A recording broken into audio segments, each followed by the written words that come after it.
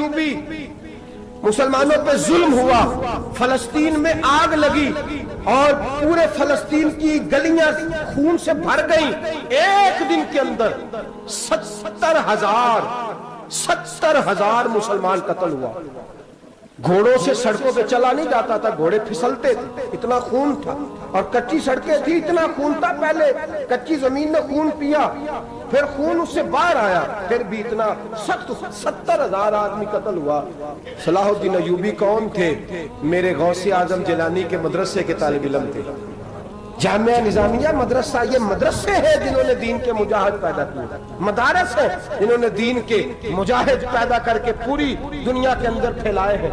مدارس کے اندر دہشت گردی آئی، میں اختلاف نہیں کرتا، لیکن ابھی بھی مدرسے ہیں جن مدرسوں سے رسول اللہ کے دین کا سچا درس دیا جاتا ہے، امن، پیار اور محبت کی فضا کو عام کیا جاتا ہے وہ مدارس، اور انشاءاللہ قیامت کی صبح تک وہ مدرسے قائم رہیں گے۔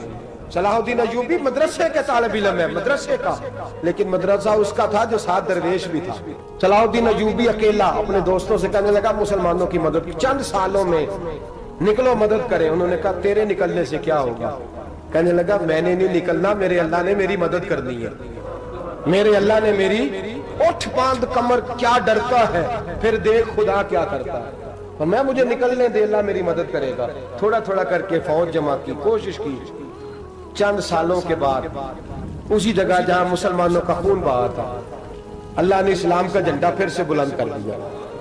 صلاح الدین ایوبی فاتح بن کے مسجد اقصی کے دروازے پہ کھڑا ہے۔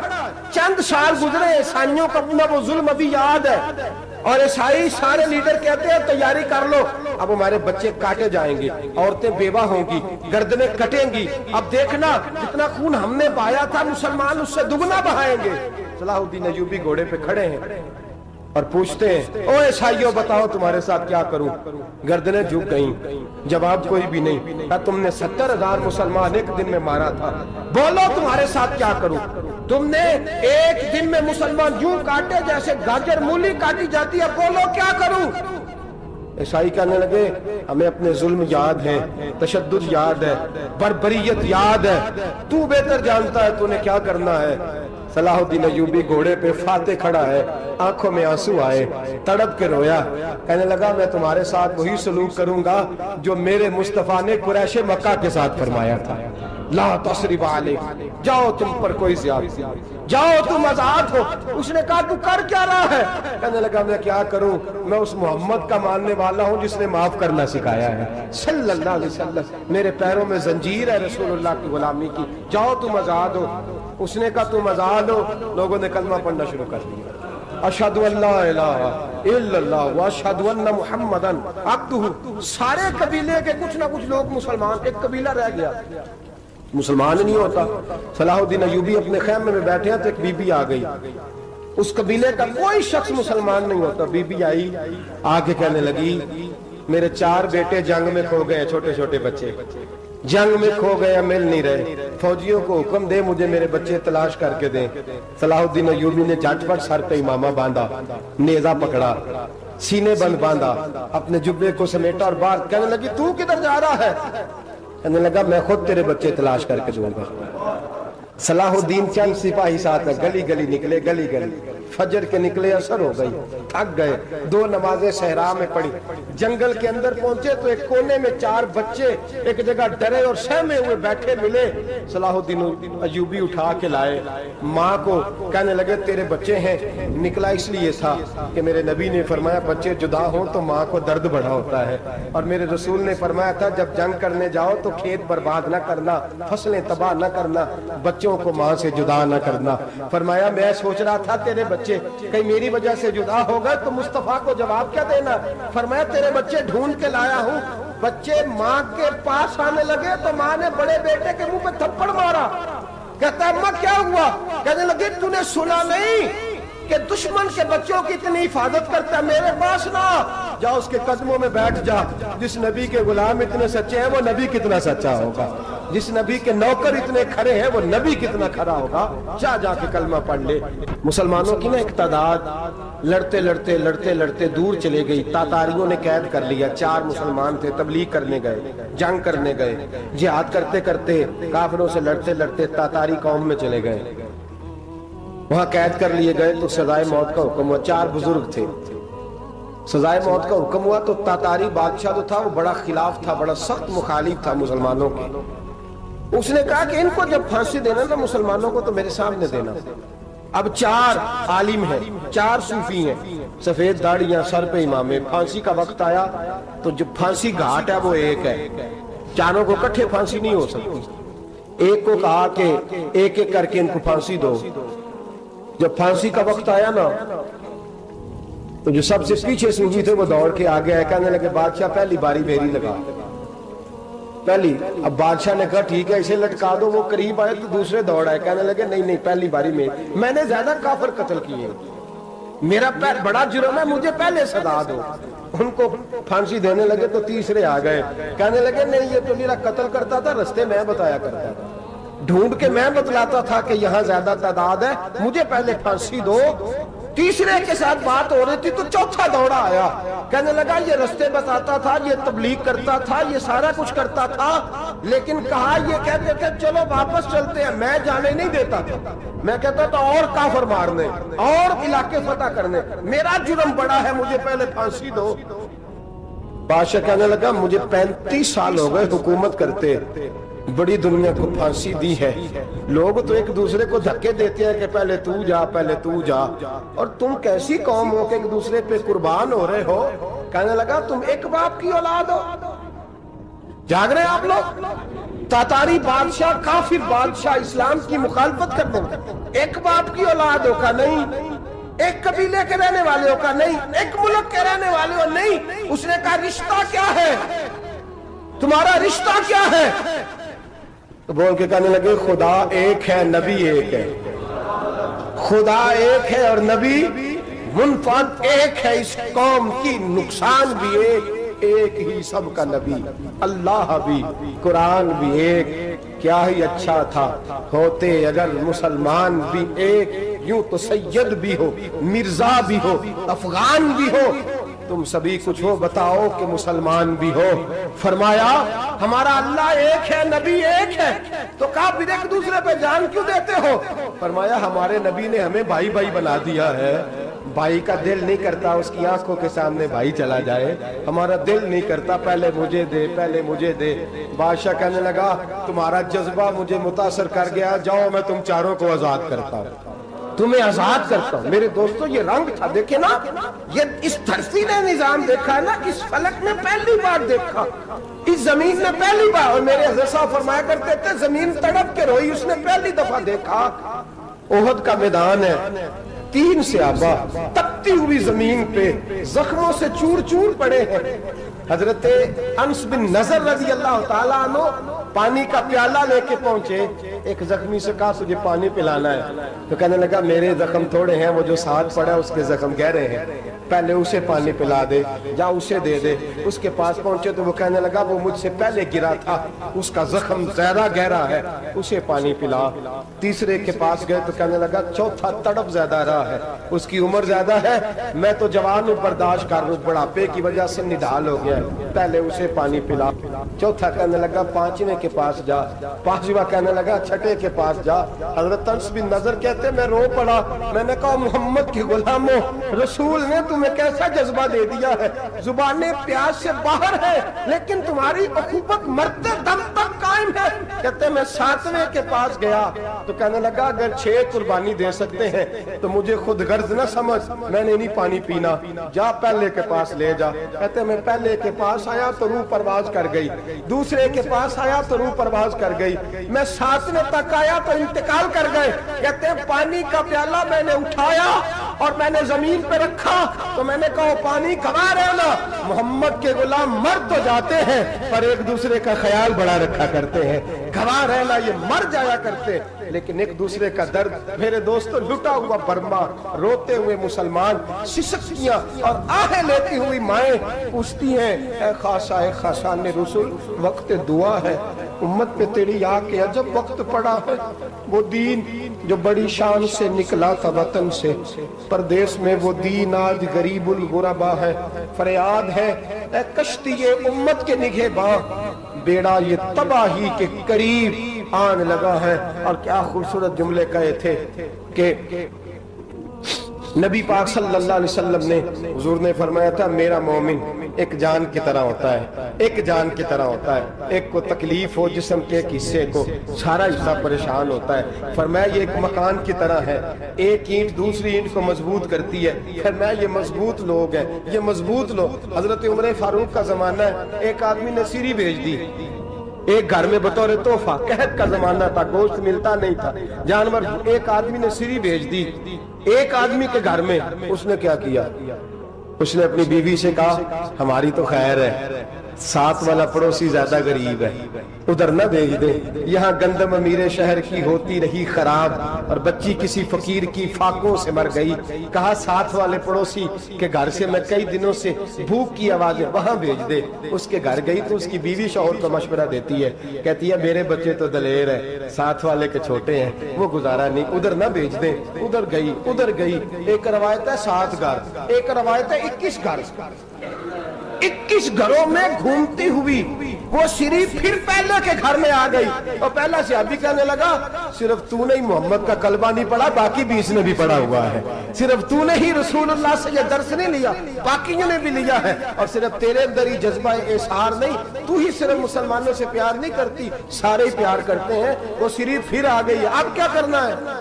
اب کیا کرنا ہے؟ تو امام نبوی نے لکھا ہے، وہ کہنے لگی کرنا کیا ہے؟ پکاؤں گی میں اور کھائیں گے 21 گھر، پھر بھی اکیلے نہیں کھائیں گے، پکاؤں گی میں اور کھائیں گے 21 گھروں کے مطابق شوربہ پکا، اور پھر برتن میں ڈال کے وہ بی بی ایک گھر کا دروازہ کھٹکھٹاتی ہے، کہتی ہے مصطفیٰ کے غلاموں نکلو باہر اور کھاؤ، اس لیے کہ جس نبی نے مجھے پیار کا حکم دیا اسی نے تمہیں بھی پیار کرنا سکھایا ہے، یہ رنگ چشم فلک نے سکھایا ہے۔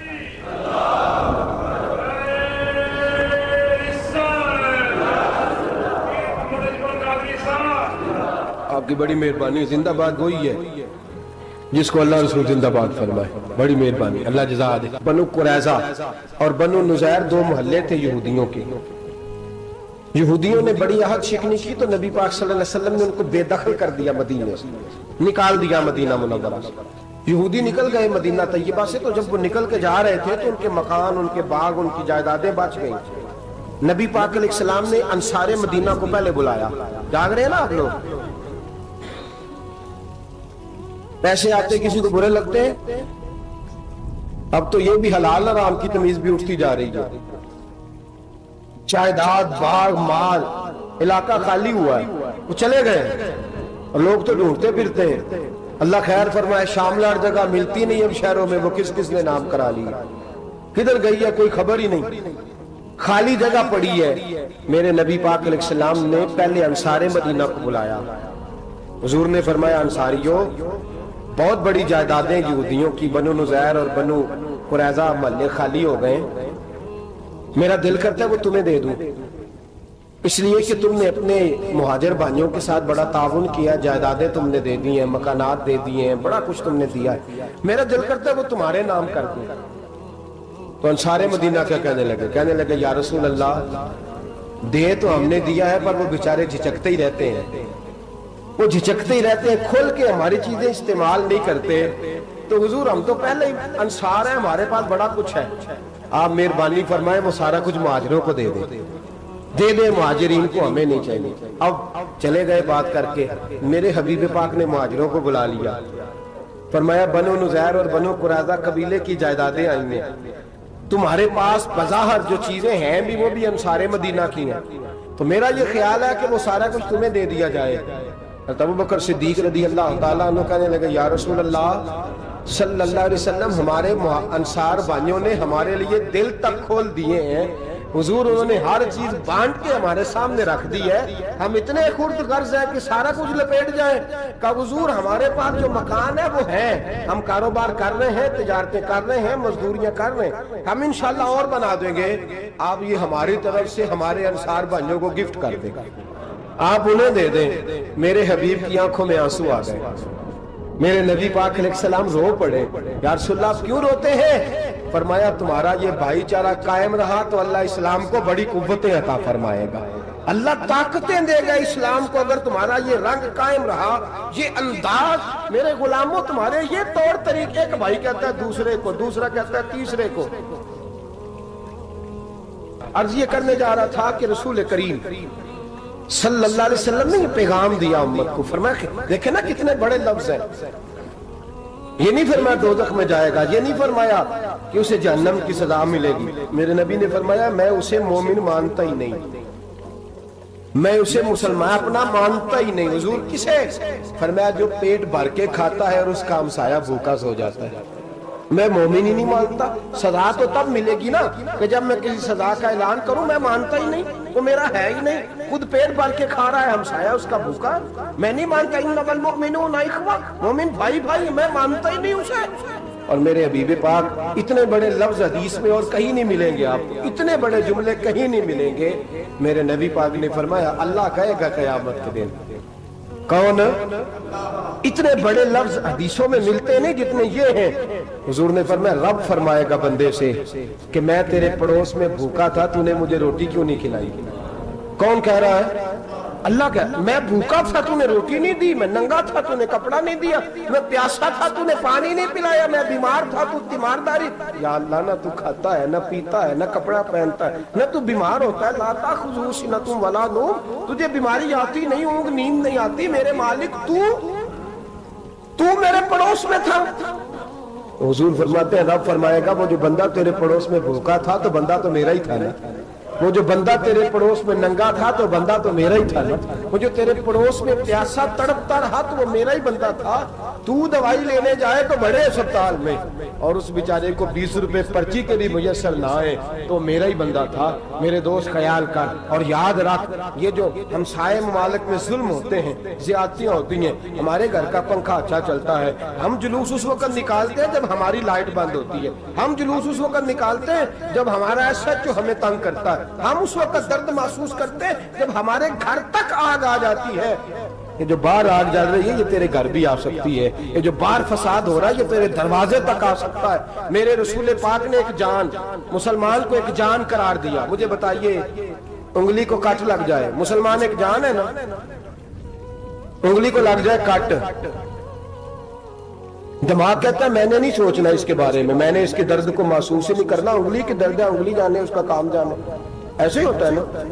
بولے پیروں سے کہتے ہیں, انگلی کہتی ہے چل ڈاکٹر کے پاس, پیر کہتے ہیں نہیں میں نے نہیں جانا, انگلی کا کام ہے انگلی جائے. ایسے ہی ہے نا. دل سے کہتے ہیں تو تڑپ تھوڑا سا, انگلی کو درد ہے, کہتے میں کو تڑپوں, انگلی کا معاملہ, انگلی جانے, اس کا کام جانے. ٹیلی فون کرنا ہے, ڈاکٹر صاحب کا پتہ کرنا ہے, تو کان کہتے ہیں میں نے نہیں بات سننی ڈاکٹر صاحب کی, زبان کہتے ہیں میں نے نہیں بولنا, انگلی جانے. ایسا ہوتا ہے. پیر احتجاج کرتے کہ میں نے ڈاکٹر کے پاس, میں کچھ چکر کھاتا پھروں ڈاکٹر کی دکان کی, انگلی کو درد ہے انگلی جانے. ایسا ہوتا ہے بھئی. میرے رسول پاک نے فرمایا مسلمان ایک جان ہے. تو درد برما کے مسلمانوں کو ہو رہا ہے تو پاکستانی کہہ رہے ہیں کوئی بات نہیں, وہ جانے, ان کا کام جانے. ایک جان ہے نا. درد ہونا چاہیے, تکلیف ہونا چاہیے. پھٹے پہ باتیں ہوتی ہیں اس موضوع پہ, اسمبلی پہ گفتگو ہوئی ہے اس موضوع پہ, آپ کی صوبائی اسمبلیاں اس موضوع پہ بولی ہیں, آپ کے کونسل اس موضوع پہ بولے. ہم تو اپنی اپنی سیاستیں, اپنے اپنے تماشے, اپنے اپنے چکروں میں لگے ہوئے. وہ دریا کے اندر سسکتے مسلمان, بنگالی کہتے ہیں ہمارے نہیں, برمی کہتے ہیں ہمارے نہیں, پاکستانی کہتے ہیں ہمارے نہیں, ترکی کہتے ہیں وہ کس کے ہیں, وہ کس کے ہیں؟ وہ اللہ کے بندے ہیں, محمد عربی کے غلام ہیں صلی اللہ علیہ وسلم. لیکن میرے دوستو کیا ہمیں کیا غرض ہے, وہ جانے, ان کا کام جانے. یہ جب تیرے پیروں تک آگ آئے گی پھر تجھے پتہ چلے گا یہ بڑی سخت آگ ہے. آج جس کافر نے برما پر عرصہ دراز تنگ کیا, مسلمان تھوڑے تھوڑے مفاد لینے کی خاطر نا, بنو عباس اور بنو امیہ کی جنگ چل رہی تھی. بنو عباس جو تھے وہ غالب آ گئے, بنو امیہ جو تھے ان کی حکومت ختم ہو گئی. تو عیسائیوں نے بنو امیہ سے کہا کہ ہم تمہارے ساتھ تعاون کرتے ہیں, ہم تمہارے ساتھ تعاون کرتے ہیں اور بنو عباس پہ غلبہ پا کے تمہیں حکومت دلاتے ہیں. بنو امیہ بڑی جدوجہد کر رہے تھے بادشاہی کے لیے, لیکن انہوں نے کہا کہ ہم لڑ رہے ہیں, کوشش کر رہے ہیں, لیکن ہمیں کسی کافر کی مدد کی ضرورت نہیں. ہم جتنا مرضی لڑیں لیکن کافروں کے ہاتھوں بنو عباس کو مروانے کو ہم تیار نہیں ہیں. ہمیں خبردار، تمہارا آپس کا معاملہ ہے، ہم خود نمٹ لیں گے. تمہیں اجازت نہیں دیتے تم اندر کودو اور کود کر کے تم فسادات پیدا کرو اور مسلمانوں کے اندر تقسیم کرو. میرے دوستو، مسلمان کو سوچنا چاہیے، سوچ بڑی رکھنی چاہیے. گھر کی جنگ سے نکل آ، اب بہو ساس کے جھگڑے سے باہر آ جا، اب ملے کی سیاست چھوڑ کے باہر کا سوچ. اب اسلام کو تیری حاجت ہے.